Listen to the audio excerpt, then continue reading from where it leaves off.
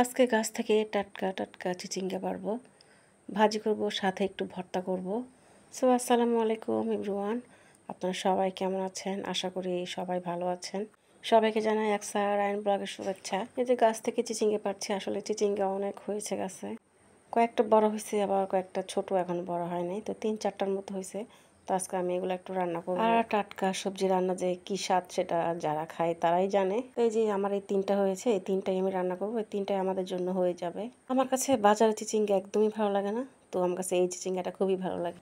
তো চিচিঙ্গা আমি আসলে ডিম দিয়ে ভাজি করেছিলাম, তো এটা তো শেয়ার করি নাই, কারণ এটা অনেকবার আপনাদের সাথে আমি শেয়ার করেছিলাম, তাই এটা আজকে রান্নাটা শেয়ার করলাম না। তো ভাজিটা আমার হয়ে গেছে, ভাজিটা হয়ে গেলে বিচি ভাজি করবো আমি ভয়েস দেওয়ার সময় আজান দিচ্ছিল, সো আপনারা কিছু মনে করবেন না। এদিকে আমি বিচিগুলো ভেজে নেব। কাঁচামরিচ আর 4 টুকরা রসুন দিয়েছিলাম বড় বড় সাইজের, আর এগুলো হচ্ছে চিচিঙ্গার বিচি। তো এই বিচিটা আসলে ভর্তা খুবই সুস্বাদু হয়। এই ভর্তাটা আমি অনেকবার খেয়েছি, আমার কাছে খুবই ভালো লাগে, তাই আজকে ভর্তাটা বানাবো, আপনাদের সাথে একটু শেয়ার করবো ভর্তা। তো আপনারা কারা কারা এই ভর্তাটা খেয়েছেন অবশ্যই কমেন্ট বক্সে আমাকে জানাবেন। আমি বিচিগুলোকে একটু তেল দিয়ে ভেজে নেব ভালো মতো, একটু লাল লাল করে ভেজে নেব।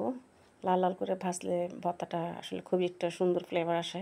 আমার কাঁচামরিচটা মনে হয় বেশি হয়ে গেছে, আমি ভর্তা বানানোর সময় কিছুটা কমিয়ে ফেলবো আমি।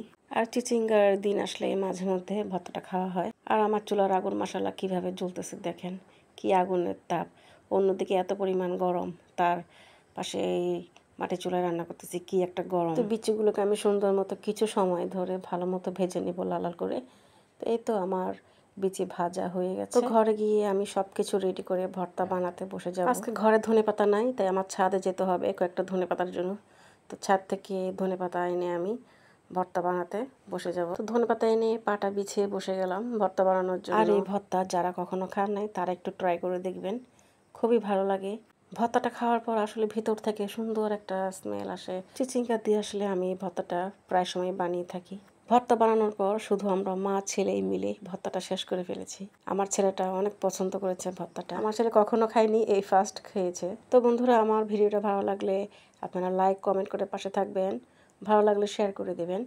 তো গাছ থেকে আমি বেশ কিছু ধনেপাতা এনেছিলাম, ধনেপাতা বেশি দিলে আসলে গ্রানটা ভালো আসবে, তা আমি পরিমাণ মতো দিয়েছি। তারপর ভালো মতো মিক্স করে নিচ্ছিলাম, আবার আরেকটা বাটা দেবো আমি।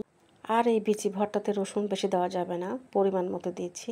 ভর্তাটা বানাচ্ছি আর ভাবছি কখন ভাত খাবো ভর্তা দিয়ে, কারণ ভর্তা দেখলে তো আমি আর লোভ সামলাতে পারি না, আমি খুবই ভর্তা পাগল মেয়ে। তো আমার ভর্তা বানানো কেমন হলো আপনারা সবাই কমেন্টে জানাবেন। আমি পরিমাণ মতো কিছুটা পেঁয়াজ নিয়েছিলাম, আমি যে কোনো ভর্তার মধ্যে একটু পেঁয়াজটা বেশি নিই, কারণ আমার কাছে পেঁয়াজটা খুবই ভালো লাগে। আর পেঁয়াজটা আমি মিহি করবো না, আমি ছেঁচে দিব আর কি, দাঁতের চিবাতের পেঁয়াজটা লাগলে আমার কাছে ভালো লাগে। তো আমি আলতোভাবে পেঁয়াজগুলো বেটে নিব, বেশি চাপ। আমি লবণ দিতে ভুলে গিয়েছিলাম, তো আমি কিছু লবণ অ্যাড করে দিব। লবণটা দেওয়ার পর আমি সব কিছু আবার ভালো মতো মিক্স করে নিব।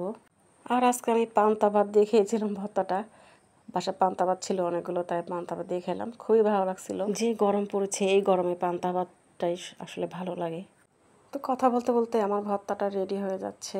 তো আজকে দুপুরের মতো আমাদের আয়োজন ছিল চিচিঙ্গা বিচি ভর্তা, চিচিঙ্গা ভাজি, সাথে ছিল মাংসের তরকারি।